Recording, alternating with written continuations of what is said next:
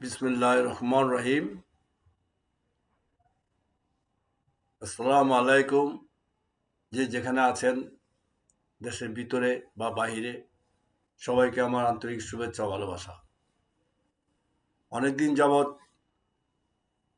আমি ভিডিও করছি না এই কারণ এখন যে পরিস্থিতি দেশের, কেউ ভিডিও বা কেউ মিডিয়ার কথা শোনে না, বিশ্বাস করে না। কারণ এখন যেভাবে ফেসবুকে যেভাবে কথা বলা হচ্ছে, অধিকাংশই ফেক বা মিথ্যা, নানান গুজবের কথা শোনা যাচ্ছে। কিন্তু আমার প্রশ্ন হলো, বাস্তবতা স্বীকার করতে হবে। আপনি যে দলই করুন না কেন, যে পার্টি করুন না কেন, জাতীয় স্বার্থে, দেশের স্বার্থে, বাংলাদেশের স্বার্থে বাংলাদেশের কথা বলতে হবে। এইটাই হচ্ছে আমার থিওরি। আপনারা বিএনপি করেন, জামাত করেন, এনসিপি করেন, কিন্তু সবাই তো দেশের জন্য করেন। কিন্তু আমি যে দেখছি এখন দেশের জন্য কেউ করে না, সবাই ব্যক্তি স্বার্থে করে। কারণ আপনারা দেখতে পাচ্ছেন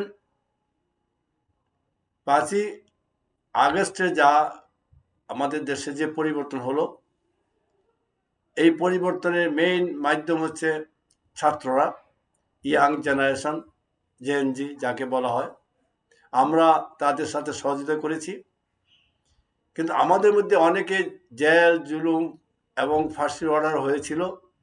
এই 5ই আগস্টের পরে তাদের সব মওকুফ হয়েছে, তারা নতুন জীবন পেয়েছে। যারা এখন বিএনপি জামাত বড় বড় পোস্টে আছেন, সবাইকে অনুরোধ করব, যে ছেলেরা, যে মেয়েরা জীবনের রিস্ক নিয়ে এই 5ই আগস্টের যে স্বৈরাচারী সরকারকে পতন করিয়েছে, যার ফলে এখন আপনারা বেনিফিশিয়ারি। আর যারা রক্ত দিয়েছে, জীবন দিয়েছে, অনেকে চোখ গিয়েছে, এখন হসপিটাল অনেকে আছে, তারা কি যে কষ্ট করছে এক আল্লাহ জানে। কিন্তু তার বেনিফিশিয়ারি হচ্ছেন আপনারা যারা এখন রাজনীতি করছেন তারা। আমি এই জন্য আজকে আসছি আপনাদের সাথে কথা বলতে, একটু বিবেকে বাদে। আমি অনেকদিন ভিডিওতে করিনি, কারণ কে কার কথা শুনে এই ভিডিও কোনো মূল্য নেই। কিন্তু আমার মনের আবেগে আমি বলছি, যার লবণ খায় সে তার গুণ গাইতে হয়।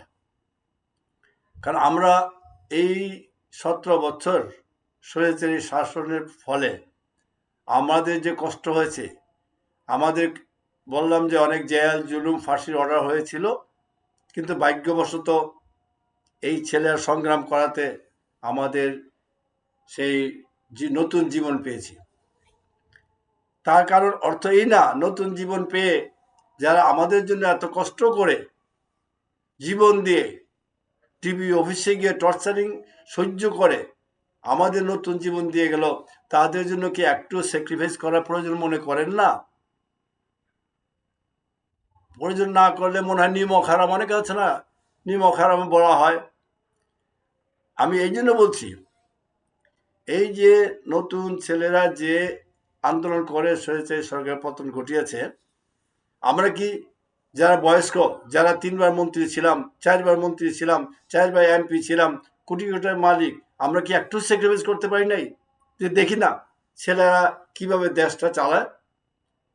তা না হলে তো আবার ক্ষমতা আপনারা পেতেই পারেন, যদি আপনারা সেই হেভিওয়েট কোনো মন্ত্রী মিনিস্টার হয়ে থাকেন, পাবেন। কিন্তু একবার স্যাক্রিফাইস করে দেখেন না, যে তারা আমাদের জন্য এত কিছু করেছে, তাদের জন্য আমার নতুন জীবন পেয়েছি। যাই হোক, তাদের জন্য স্যাক্রিফাইস করি।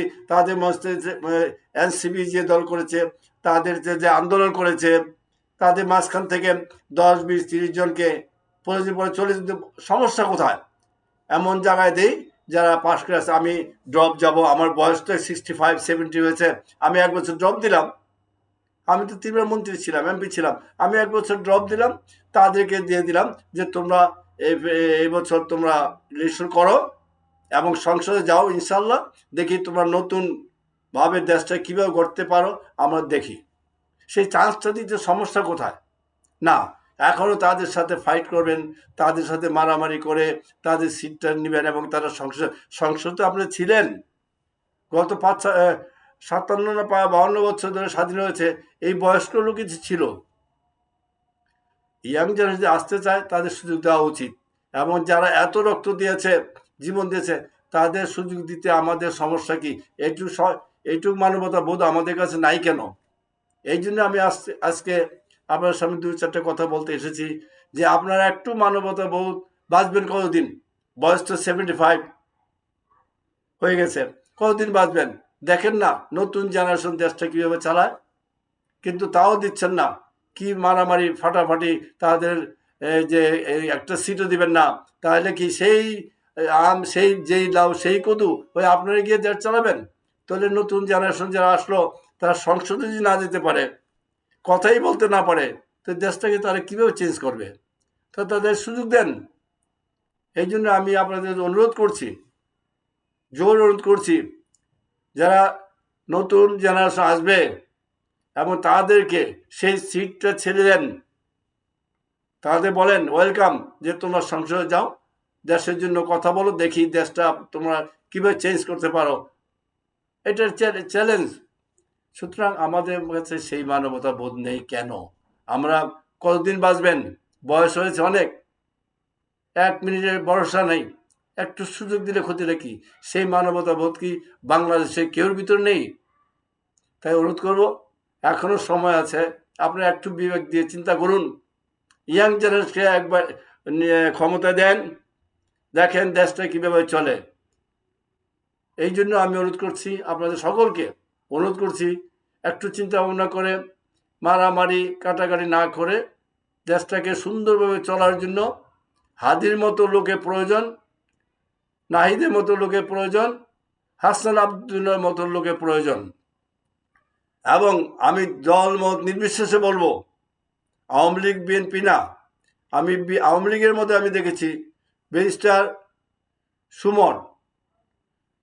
সুমন যদিও আওয়ামী লীগ করেছে, কিন্তু সে সত্য কথা বলার চেষ্টা করেছে।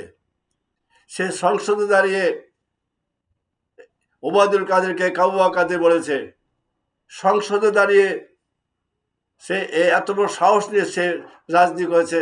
আমাদের ব্যারিস্টার সুমন একটা ট্যালেন্ট ছেলে, আমি তাকেও সাপোর্ট করি। যে দলই হোক, দল দিয়ে কাজ দেশ চলে না, ব্যক্তি দিয়ে দেশ চলে। যদি আপনি নৈতিক চরিত্র বাড়ানো হয়, আপনার ব্যক্তিত্ব না থাকে, আপনি যদি ব্রিলিয়ান না হন, মেধা না থাকেন, দেশ কীভাবে চালাবেন? ব্যারিস্টার সুমন আওয়ামী লীগের বিরুদ্ধে গিয়ে স্বতন্ত্র দাঁড়িয়ে, এখনও তাকে চান্স দেওয়া হোক না, এখনও সে পাস করবে আমি মনে করি ব্যারিস্টার সুমন।